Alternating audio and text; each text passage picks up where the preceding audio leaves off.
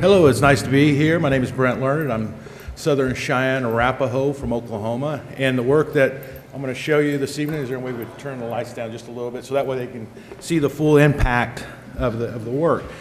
And the work is called Native American Body of Art. And these images I'm going to show you are depicting, because I'll give you the background story on this exhibition. It was when I put this exhibition together, a friend of mine and I were talking about nude art.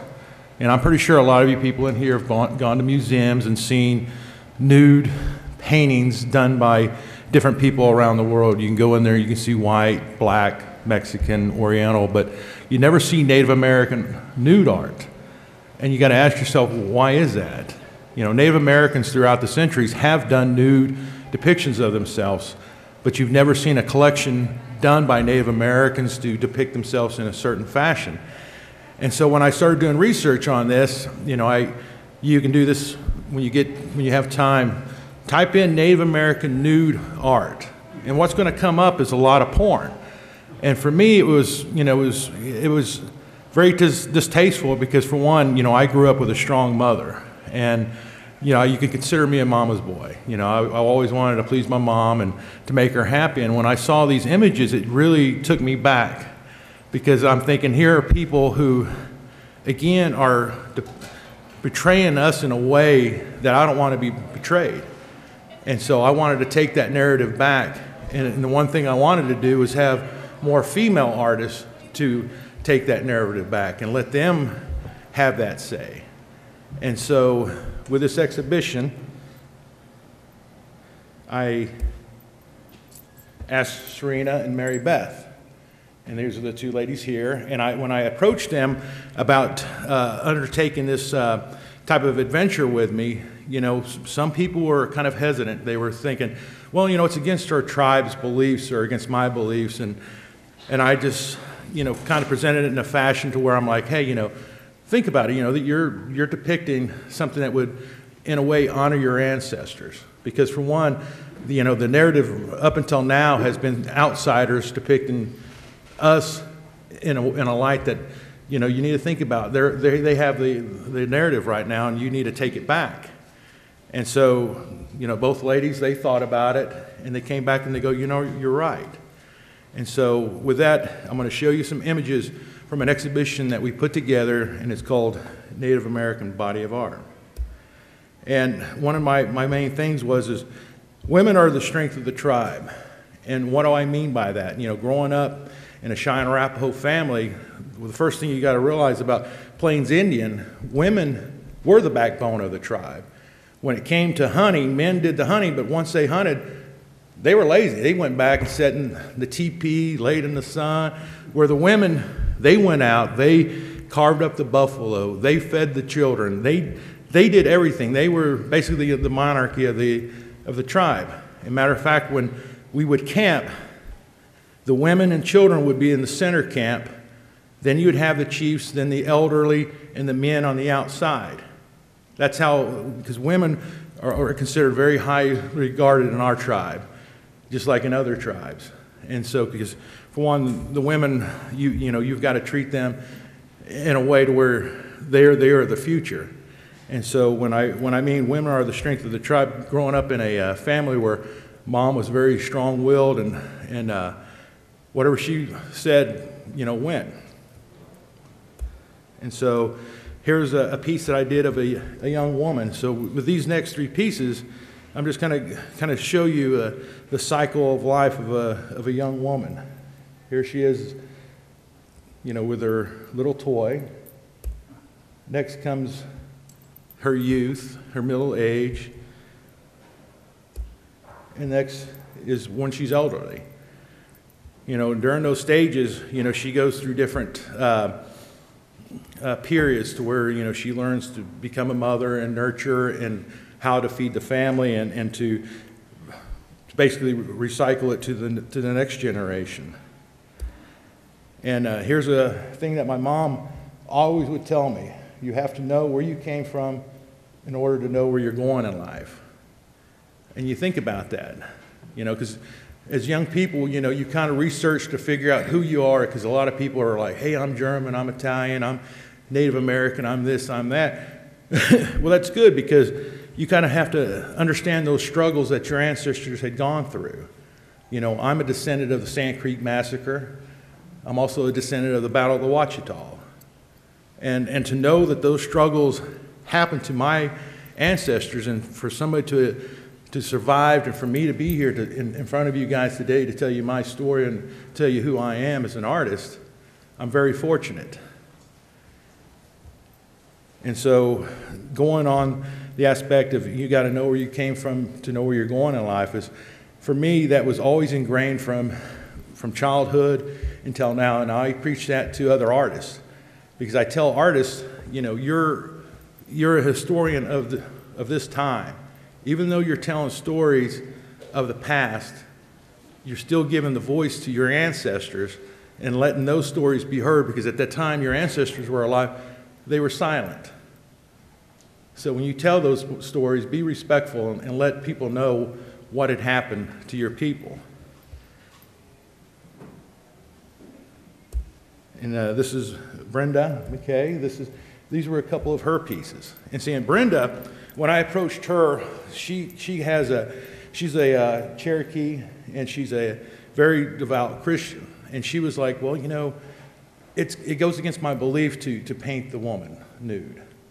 And I said, well, you know, being that you're Christian, you know, you see a lot of museum depictions of women and men in Christianity, and especially in churches.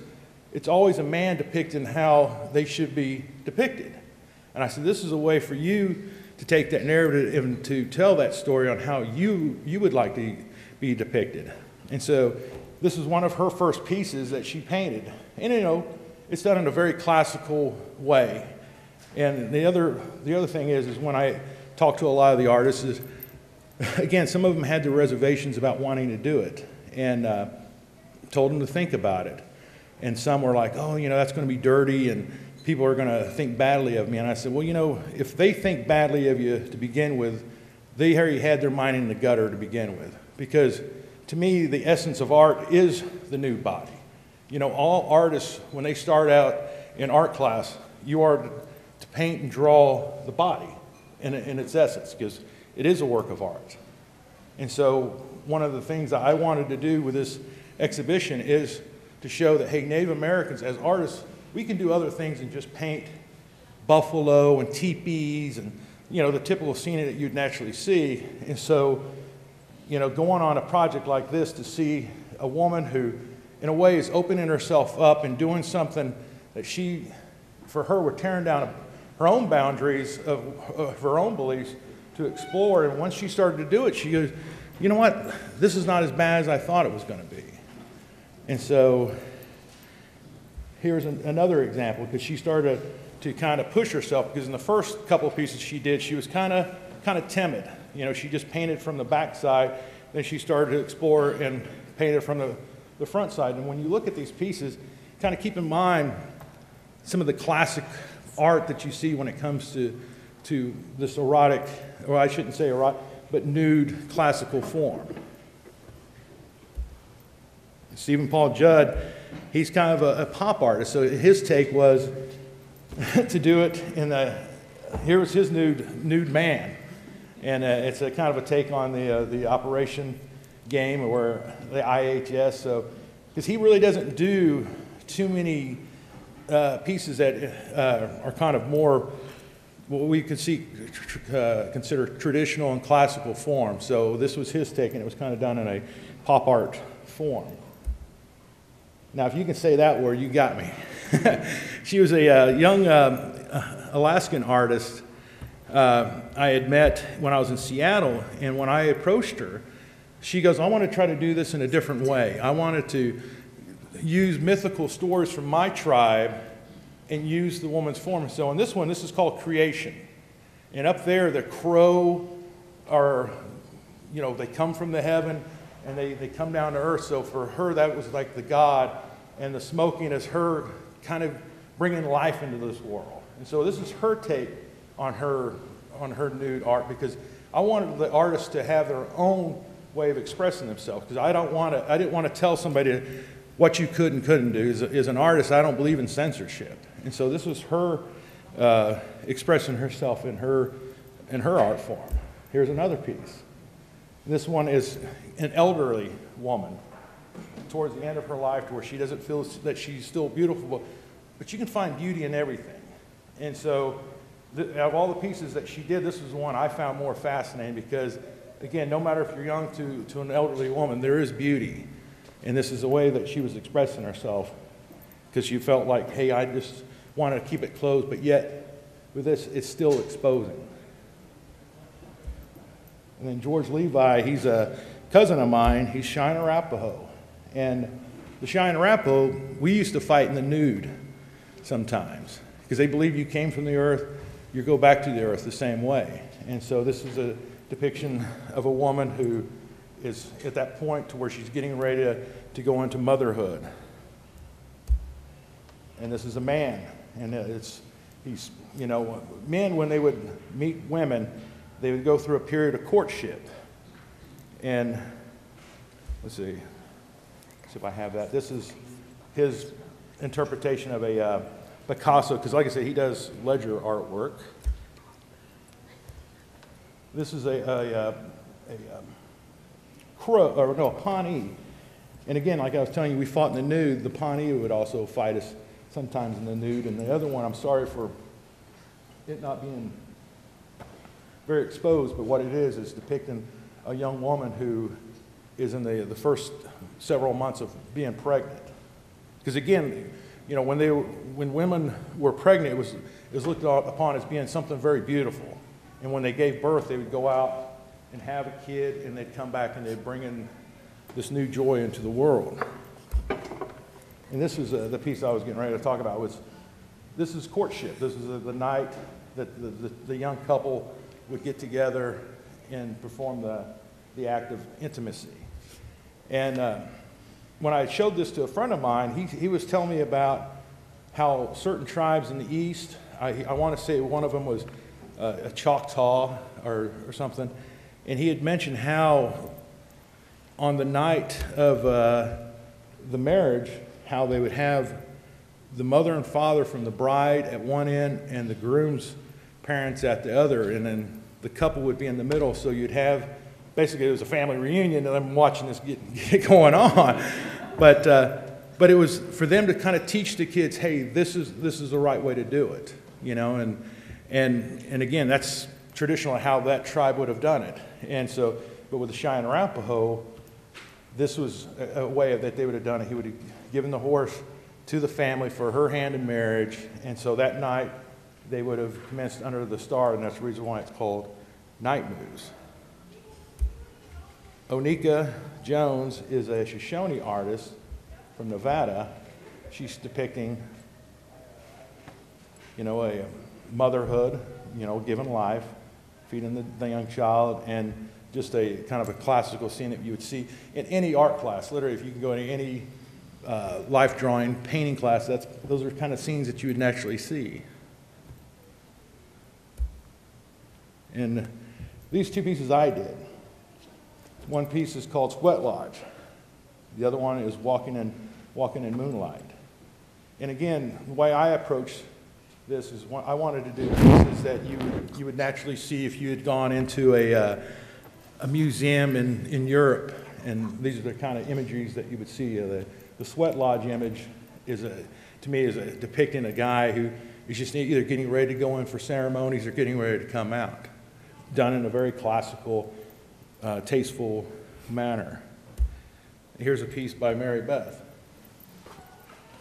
Okay, I was one of the ones that was a little hesitant whenever Brent approached me about this. I had an experience where I had done a sketch of a nude and taken it to a couple of art shows, and I could not deal with a lot of the sexual remarks from different men that came upon it, and so I was like, I don't want to do that.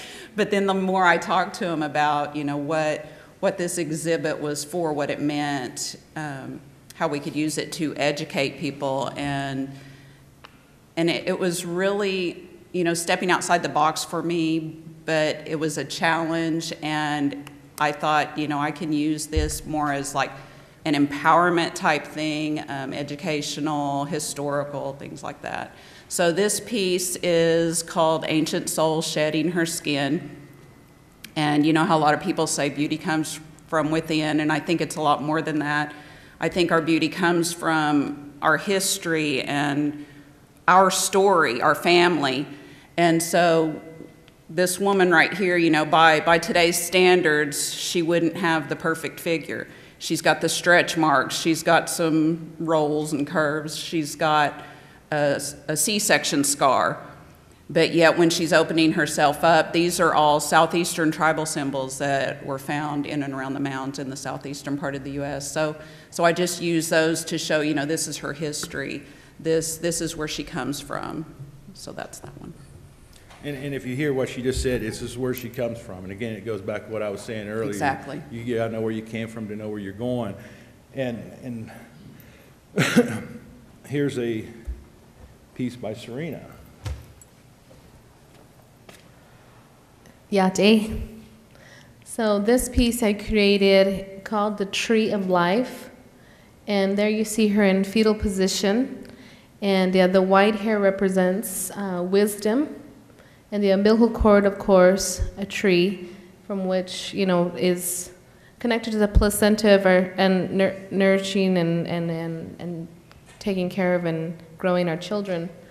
So her being an adult in this form, it's more of like a spiritual completeness and going back from where we once came into all spiritual, energetic beings in these bodies. So for me, this was an easy project to take on. I am all for fine art nudes. I myself am a fine art nude model for an art school in Phoenix. That's my rebellious side, I guess you could say, because it's very taboo for my people, as you can see. Some people are more reserved, and so for me, this was like, heck yeah, let's do this exhibition. I love the idea, and I think we all came up with 5 pieces or less, and I did all 5, but this was my tree of life. And you heard Serena use the term taboo. And when I asked a lot of the artists, I go, well, what do you mean by taboo? You know, you're East Coast tribe, I'm Plains Indian, she's Southwest Indian. What's so taboo? Have you really researched your own people? And, you know, a few of them, they came back and you go, you know what, you're right. There, you know, there's depictions that depict nudity to where it's done in a very tasteful, classical manner. And, you know, you're right. It's, you know, we don't kind of know where that word taboo kind of came into the vocabulary. And I said, for me, I think where it came in for my tribe is through assimilation. You know, because you think of who's in charge of the boarding schools. It was mainly churches. And for one, they kind of wanted to beat our culture out of us and beat things that would make us stronger. And so they kind of ingrained this, that the body's bad and that your language is bad. And growing that hair long and running around and hunting buffalo, that was bad. You know, now you're white. You know, so they're basically trying to get the culture out of them. You know, I just spent a little time in Australia last year, worked with the Aboriginals, and they had a story where they told me about how at the beginning of their century, because they became a country in 1902, and one of the things that they had a big I can't remember the name of the soap, but it was a famous soap that their advertisement was to wash the black out. And they actually had a slogan, make Australia white again. And it was like, well, when was it ever white, you know? But that was an actual campaign slogan that they had at the turn of the century. And I was thinking, well, shit, that sounds familiar, you know?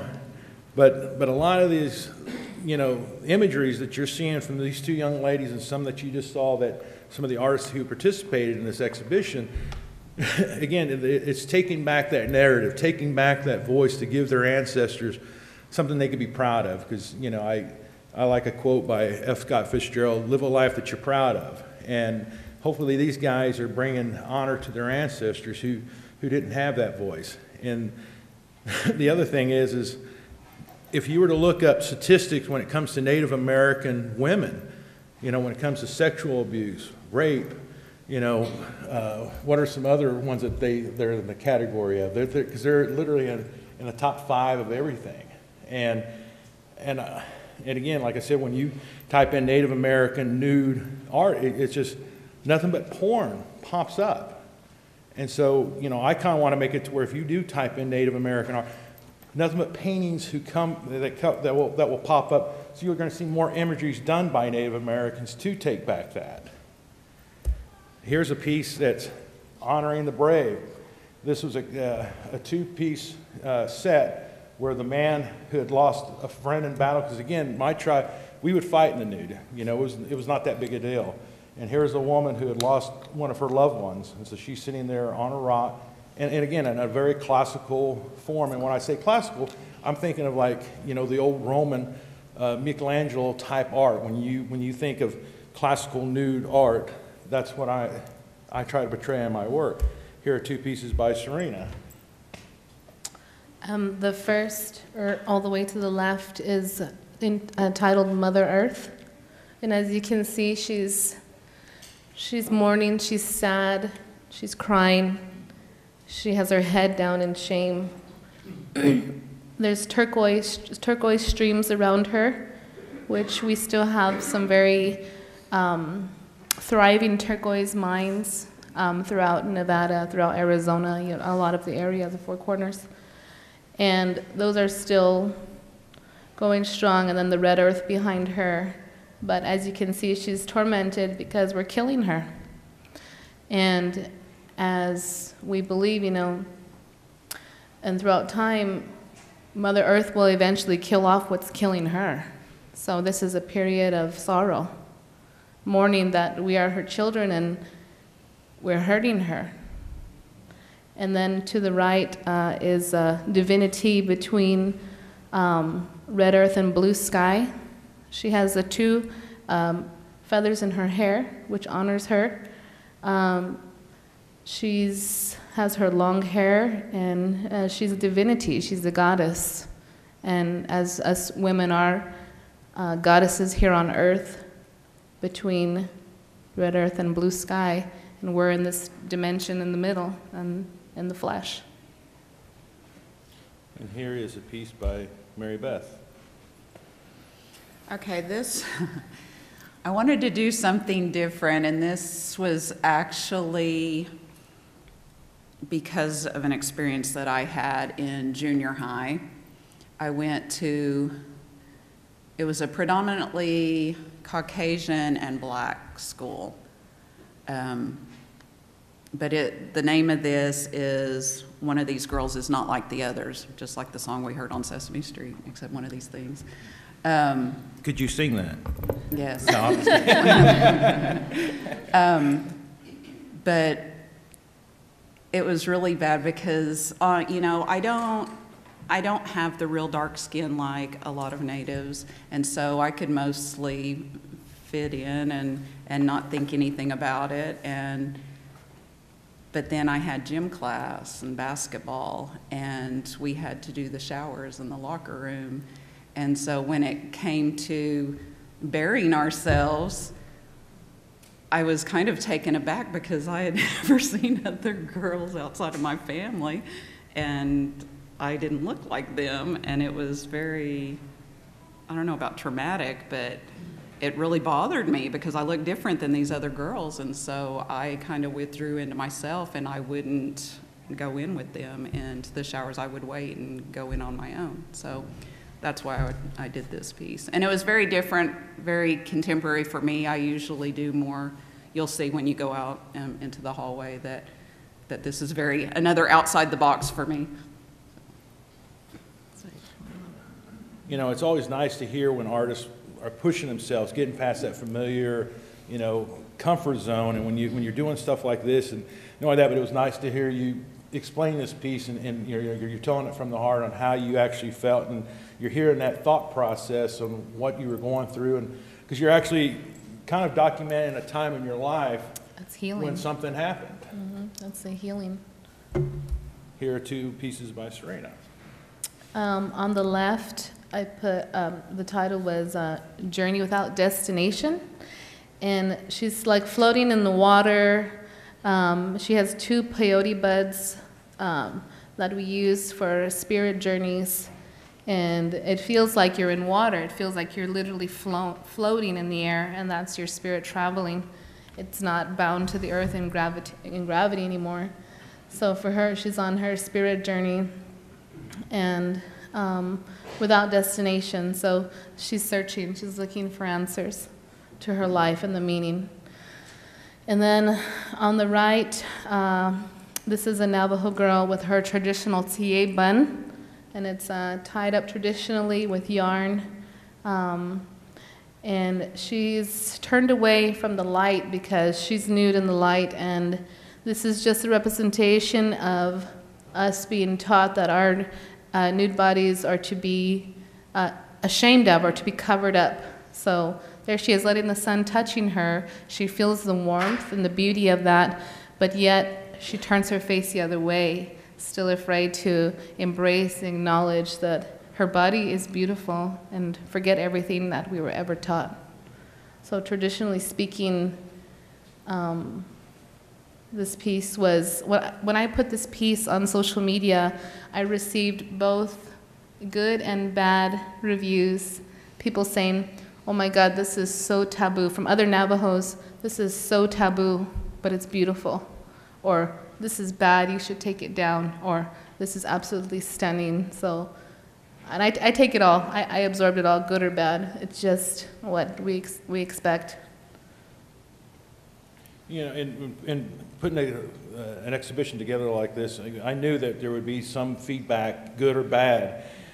And, you know, as an artist, you know, I put things out there that I feel that need to be seen and need to be talked about, kind of like not social. I don't consider myself a political artist or anything like that, but I paint things I think would be cool, something that you wouldn't be ashamed of hanging on your, you know, above the fireplace. And a lot of my friends were going, you know, are you sure that an exhibition like this, you know, should happen? I'm like, well, for one, it's never happened. I spoke to a lady at the Smithsonian, and I told her about the exhibition that I was putting together, and I sent her some of the images, and she goes, you know what? I did some research, and she goes, you know, this is the first time this has ever happened. You know, Native American artists throughout the centuries, like I said earlier, they have done nude art, but to have a collection like this in modern day, she goes, this is unprecedented. And in some of the images that I portray, again, they're very academic. You know, if you got rid of the buffalo hide, the shield, and the chair, you literally could walk into an art studio or an art class and you would see the same imagery.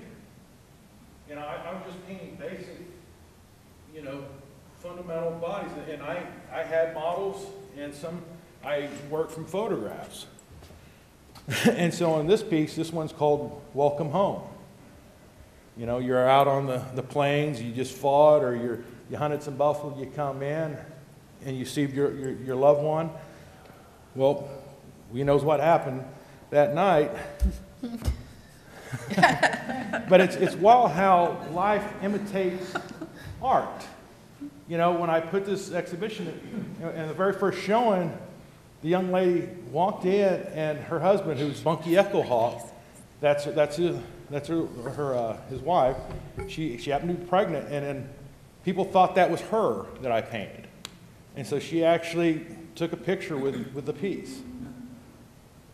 And again, it's taking, you know, a painting, putting it in a setting to where it's being exhibited in. Again, it's art imitating real life. Here's two pieces by Mary Beth. That one piece of the... Okay, so the first one that he showed of mine was more the empowering. The second one was kind of an educational, I guess. And may be empowering as well. This one's more historical, I guess. The one on the left is called Doxy Whisperer, which is turtle in Cherokee. And I just, the children always ran around naked. It was, I don't know, I mean, they still do it in a lot of homes. But the one over on the right is Bath Time at the Falls, or Bath Time at Mingo. I don't know if any of you have been to Cherokee, North Carolina, to Mingo Falls. This is the backside of the falls.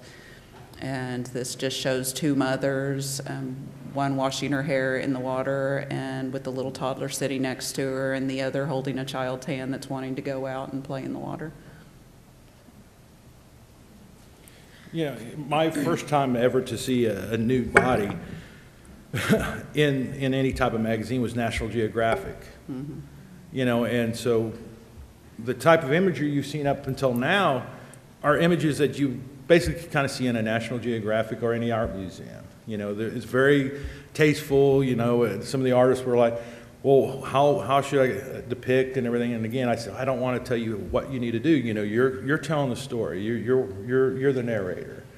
And so by telling these stories, I did a piece of a man, because in the exhibition, as the artists were sending me work in, I noticed there were a lot more female artwork that was depicted females, and I wanted to have kind of male represented in a way also. And so the piece that I did here was a man who's getting ready to go to battle, and it's just, again, you could take away that spear, and you can see him in a classical Romanesque form.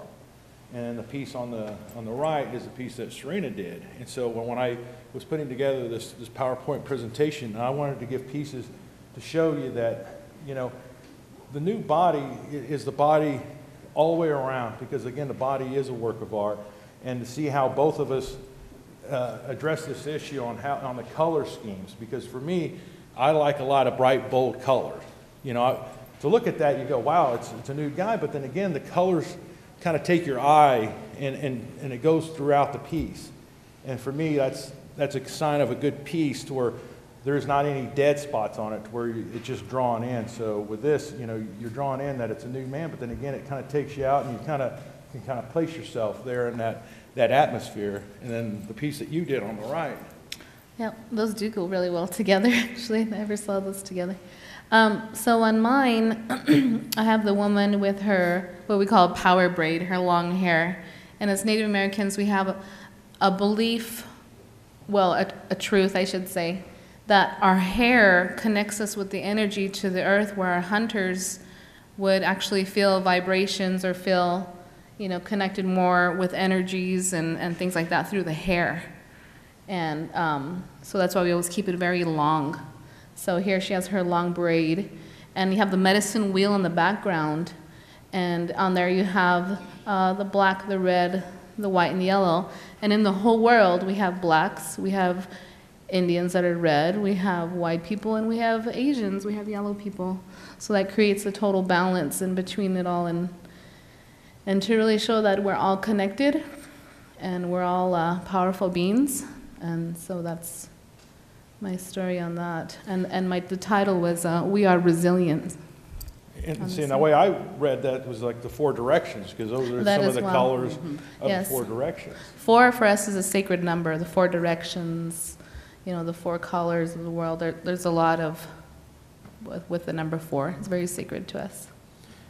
And like when Mary Beth was telling you her experience on the first nude piece that she did, and how it kind of made her feel, this was my very first nude piece I did almost 20, I think probably 22, 23 years ago.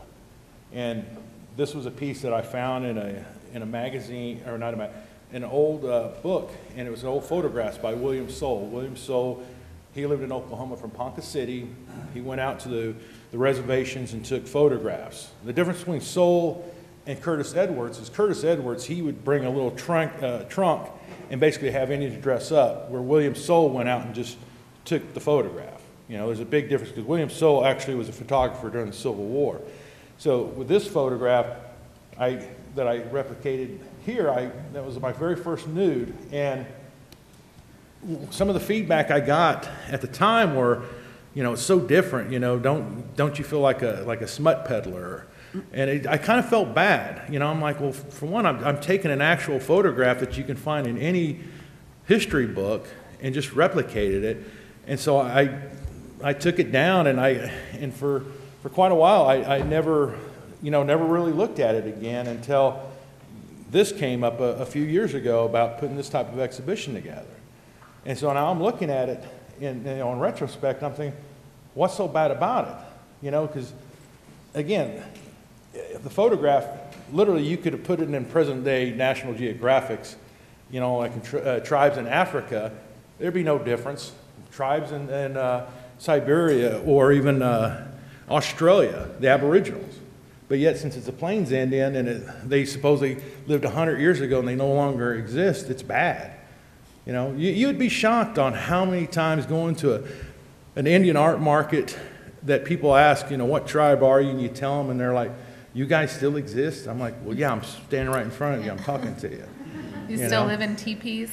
Yeah, they still live in teepees. Yeah. You guys still hunt buffalo, and you know, I did an exhibition with Disney a few years ago at Epcot, and we were between France and Morocco. It was the 100th anniversary of Oklahoma statehood, and so we were there. And every week they would have different artisans who would come in, different tribes that were represented.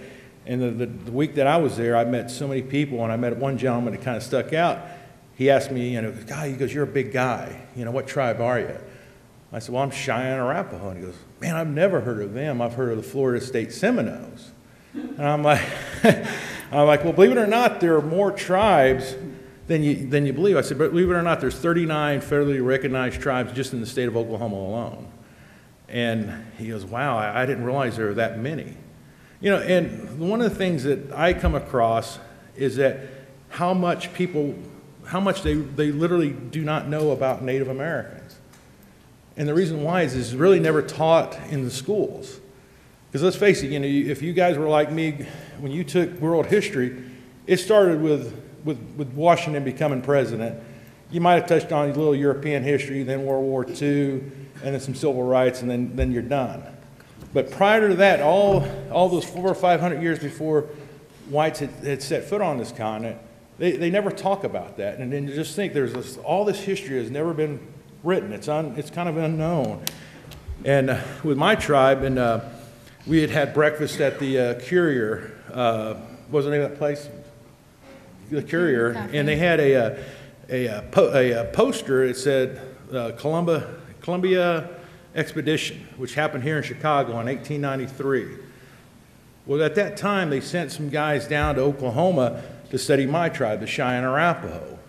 And one of the things they did were they were putting a book together to talk about how they lived, what they ate, what they did, you know, the different cycles from a youth to an adult. And from that, you know, they came up with these stories that the elders at that time told them.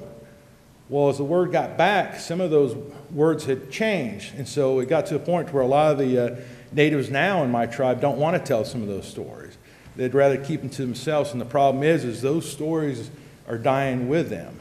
And one of the things I'd like to do is try to kind of preserve those stories and pass them on as Native American. That's how we tell stories, orally.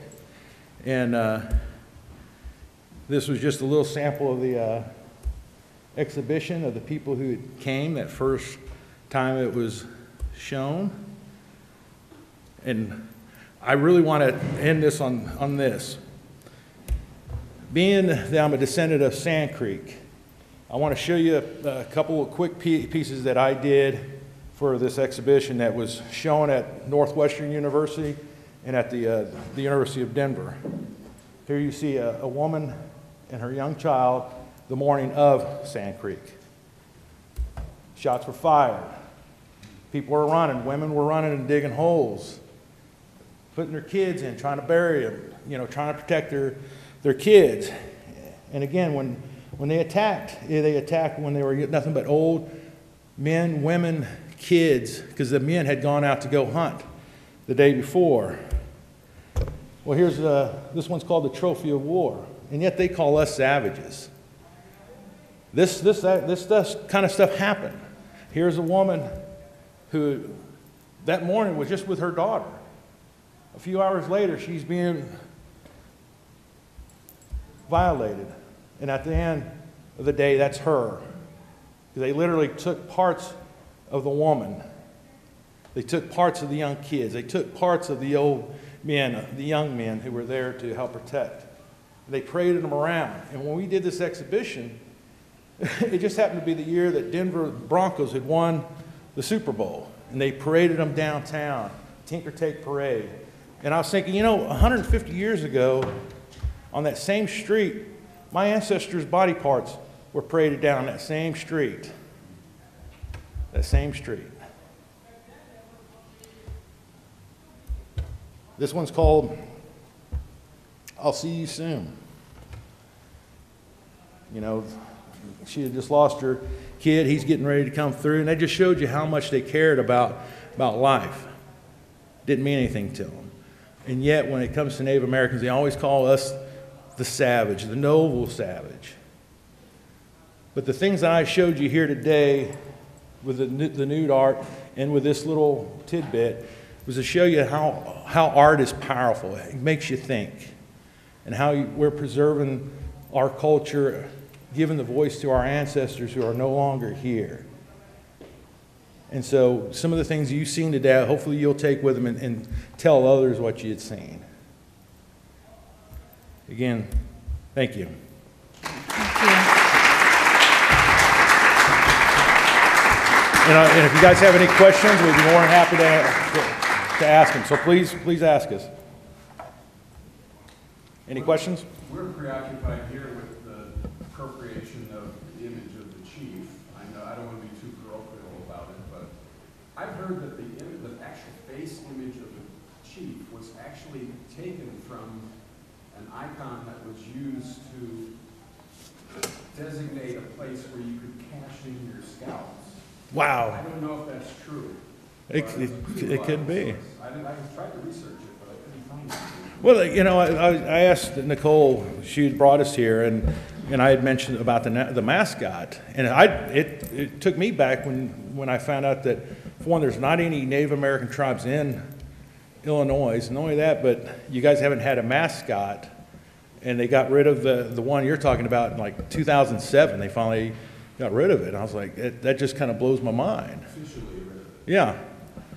And I kind of gave her a quick story about when I went to Ole Miss. You know, fuck it, it's like going back into time. You know, those people there, they embrace that Colonel Reb, you know, and they run around with a Dixie flag. See, things like that imagery, they don't realize how it affects others. You know, to them, they think it's pride, but to others, that's not pride, that's evil. You know, when a friend asked me, he goes, what do you think about them taking down the Confederate statues and the flag? I said, well, for one, those really should be in a museum. For one, they were treacherous, they were treasonous towards the United States. They shouldn't be celebrated.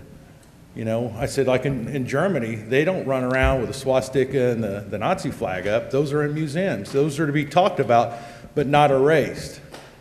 And the thing is, with the U.S. history, it's almost like people have amnesia on how things are the way they are, like with the mascot issue, you know.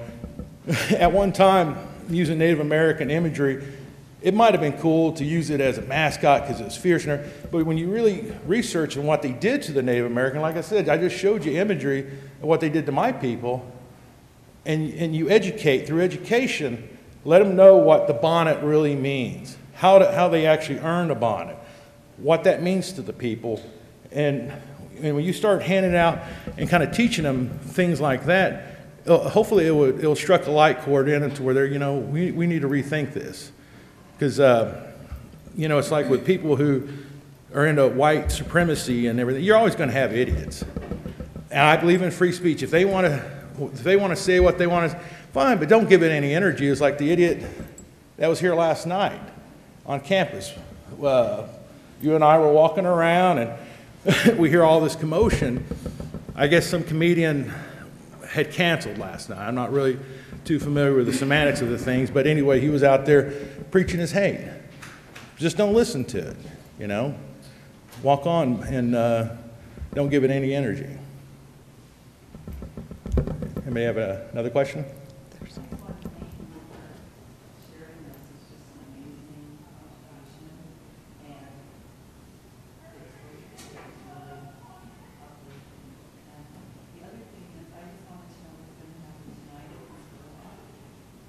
Oh, tonight we're going to do some live painting. Some live painting tonight. So, yeah, definitely come back. Tell people, and again, the reason why I showed you the Sand Creek, because it does have ties to your state of Illinois. You know, even though that's Colorado and Cheyenne Arapaho history, it's also U.S. history. Because John Evans, who had a hand in that, ended up starting out the University of Northwestern. Evanston, Illinois is named after him. And a few years ago, when they were going back to do research to find out who the culprits were, you know, the Methodist Church had a big hand in it. John Evans and Shivington all had a hand in it. And they basically lied to the Cheyenne Arapaho and got them out there. And when we did a presentation at Northwestern, those kids couldn't believe their founder had a hand in that, and they wanted to change some things. And so they since have. They actually are starting to give out Cheyenne Arapaho scholarships. They want to get more Native Americans up there. For one, again, I'm really shocked that Illinois doesn't have a Native American tribe. You know, it just kind of blows my mind. You know, here it is 2018, and when did they disappear? You know, it's just amazing. Anyone else have a question? Yes, Black Panther? What was the name of the one girl that did the paintings with what was it, The like bird. stork face? Oh, she, again, if you could read that name, it's the way she said it, I couldn't. Was she an Inuit? Or what was her She tribe? was she was from Alaska, northern part of Alaska, past, you know, it's like, she could literally see Russia from her porch. You know, that's how far north she was. She lives in a little village to where, you know, the only way to get in is you have to fly in by helicopter. And I had met her when I was in Seattle, and I said, you know, I'd really like to have you part of this exhibition, because some of the artists, and if you notice some of the art, it's all very different in styles, you know, because I wanted to touch on every aspect when it comes to art. And not only that, but, you know, each one of them had their own little flavor on how they presented it. And again, you know, looking back, you know, none of this, I would consider, you know, I would consider it Playboy, not Hustler, you know, when it comes to the depiction of it. You know, because a lot of artists were like, I didn't want something that was very graphic. I wanted something that you could walk into any museum, or you would see in any art history book, that, and only that, but something you'd be very proud to show off. And again, the way people approached it, like with Mary Beth with this piece, to me, you know, when she's opening that screams, I'm showing you my culture. I'm showing you who I am as a woman. And again, you know, women, especially among Native American tribes, they're very high up. They're goddesses. You know, to disrespect a woman was, you know, it was shame. You were kicked out. You know, especially in my tribe. But here we are, 2018, and how things have somewhat changed, where, you know, women, they're, especially among Native American, very likely to be abused, sexually abused, raped. You know, you were just telling a story last night on how. Tell them that little quick story of what the guy said to you and what he called you. Oh, I had a dentist. My first show where I met Brent was in Schaumburg, at a gallery there. Schaumburg, yeah, and I had a gentleman purchase 2 paintings for me, and they were my animal paintings. I've done a lot of animals, and it was an eagle and a wolf. And I repaired some jewelry from him, so did some inlay, and then I repaired a belt buckle. And during the course of our communication, because, you know, of the type of work that I do and who I am and how I represent myself, he started getting kind of fresh, you know. Sent me a paint that he did, sent me a drawing that he did, the lady with the gag ball tied up, and went kind of, I'm like, okay, well, your belt buckle's almost done, you know, just kind of kept it business. And then we had miscommunication, and there was In the end, he was complaining over $25.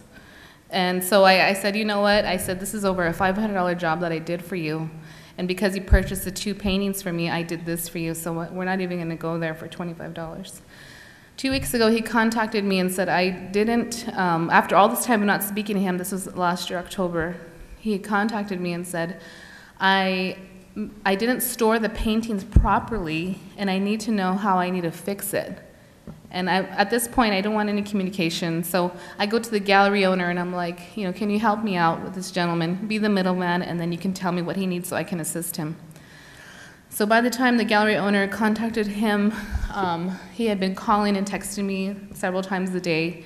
I'm not comfortable, you know. And so finally, I believe Joe had talked to him, and then he texted me on Friday and called me. He said, "You squaw slut," he told me, "you squaw slut. If I ever see you in Schaumburg ever again, I'm going to give you an earful. You live up to your gender. You definitely live up to your gender," and just all kinds of things. And so I'm like, okay, I'll take that. The business relationship is officially ended, and so being called those names, like that's in, what languages is that? Well, the squaw is it's a derogatory word, which means the lips of a woman's vagina. You see it in old cowboy movies, and they use that word like it's, you know, part of the English language. But when you actually know the actual term and you understand what the meaning means, it kind of gives it a different light. And for this gentleman to do this to this young lady it's unreal. You know, here it is, 2018. And we're still fighting the fight that our ancestors fought, but just in a different way. And that's not even a word from my tribe. That's not even a word for my tribe. We don't have that word. That word doesn't mean anything to us. Well, I think a lot of people, though, that are outside of the Native culture lump all Native Americans together. We all live in teepees. Well, because what they see is on TV. Yeah. You know, it's the Hollywood Indian, the but it's not John Wayne era anymore. I know, it's like, I know, but if that's all they've ever seen, that's all they know. Yeah, and like for my tribe, they had teepees. We have hogans. You know, I'm not sure what. We had lodges. Lodges, so it's all very different. So, but anyway, just one of the, you know, racism and derogatory words that are still called to us Native Americans. It's just a lack of intelligence, really, and education. Yeah, and see, the reason why I had her tell a story is just to let you guys know that stuff still goes on. You know, even though it's not out in the forefront, it still goes on in the back room. And for her to be called that and everything, and it's totally wrong. For a woman to be treated like that in today's society is totally, it's asinine. It's uncalled, and people like that really need to be called out. And you know, the dialogue and should be, you know, started where you know, like, hey, this has got to end. You know, I know. You gotta have thick skin. You have to have really thick skin to be able to present yourself with these types of pieces, or to even go into the art world in itself, because you have a lot of people who identify you as all one thing, Indians. You're all Indians, and but no. We have our own stories, we have our own history, we have our own things to share. And it's not just, you know, we're Indians. Okay, we're Indians, but like I come from the Navajo tribe and the Maricopa tribe. There are 300 to 500 left of the Maricopa tribe. So that tribe is almost diminished. You know, and to be a Native American and have our artwork and be able to present it to all of you here and to be able to share that. We're coming very far out of the reservation. You know, a lot of our people are still hauling water and don't have electricity and don't speak English. Does that make us primitive? No, they still have the old ways. They still have the old medicines that when the lights go out, they'll survive. We'll be on our smartphones. I was going to say, in a lot of ways, that's better. Yeah. And I'll add to what Serena was saying, you know, it was like with Mary Beth, you know, what she depicted in her work were the Cherokees, because she's telling the Cherokee story. I'm telling the Cheyenne Arapaho story. She was telling the Navajo story. So the work that you saw, that's their people. That's our people that we're telling those stories of.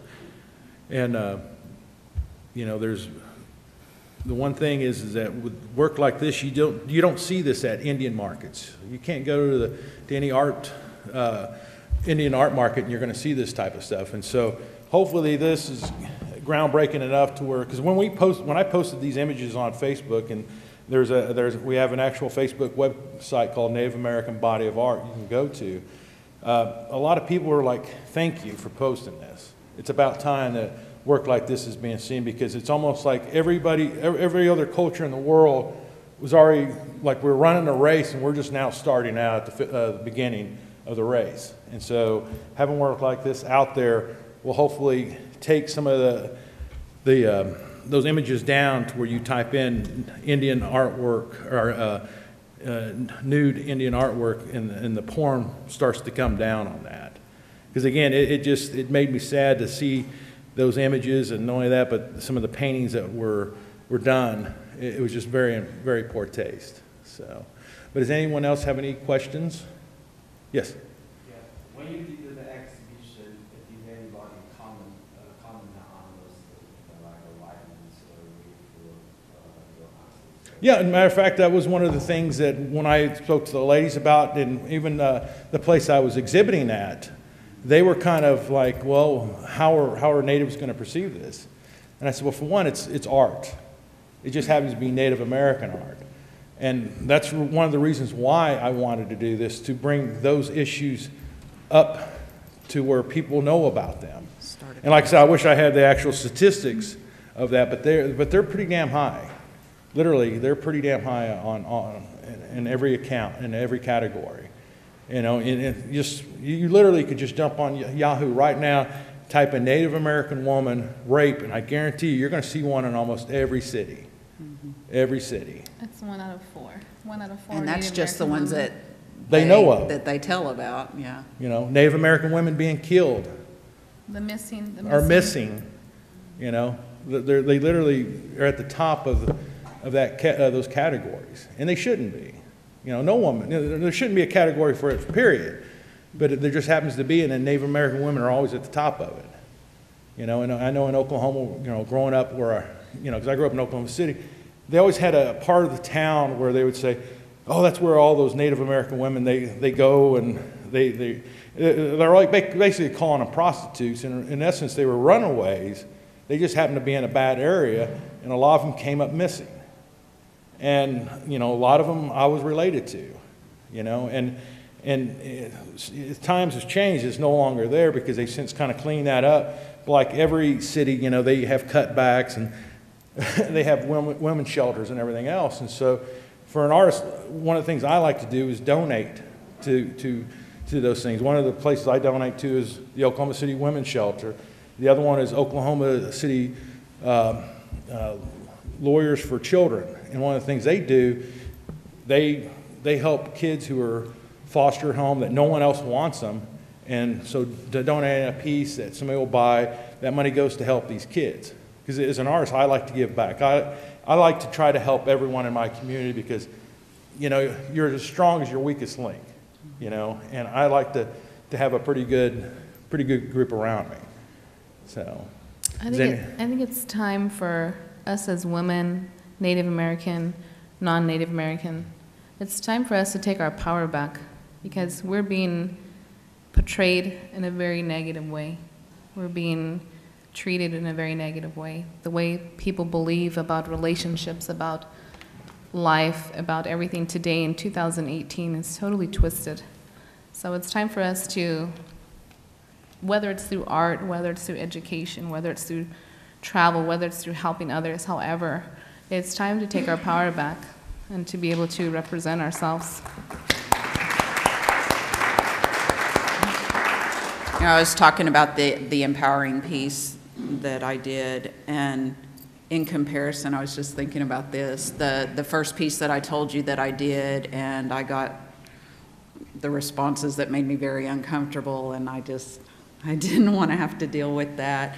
And so I just wanted to take it down and hide it. I didn't want to hear those responses. I didn't want to, you know, deal with that. But that piece, the empowering piece, I actually had it set up and I was working on it during Red Earth. And I loved the responses. People would come up behind me and I wouldn't even know it, and I would hear them gasp. And, you know, so I would turn around and spark a conversation with them. And sometimes it was negative, but it wasn't the same type of negative. It was, you know, that, well, you know, why would you make her look like that? And I'm like, this is exactly why I'm making her look like that. That's us. That's all of us. You know, nobody's perfect. Nobody has, you know, the airbrushed body. Well, except Serena. But, you know, but it's like we, you know, we see these magazines, the Playboys or whatever, well, even Cosmopolitan or, you know, any of them, and the women are just so perfect on And there. they're so very photoshopped. And oh my gosh. But, you know, when you see that, that's beauty. That is what looks good. That's what we want to see. That is attractive to our eyes. And so that makes us feel like, you know, we're not, I mean, not at all. And we all, not we all, but a lot of us have very low self-image because of that. But I think that's where you have to really, you have to open yourself up. And because if you think about the women that you love or the men that you love, and you see them as somebody that's just amazing, somebody that's beautiful and fabulous, but they don't see themselves like that. And if only we could see ourselves like our loved ones do. And so that, I think that's why I did this, is because I wanted to get that across. Perfectly imperfect. Yes. Is there any more questions? Anyone else have any questions? All right. Well, again, thank you guys very much. I want to thank Nancy and the other ladies for Thank bringing you. us up here. I want to thank Tyler. Thank you for having us. And again, thank you.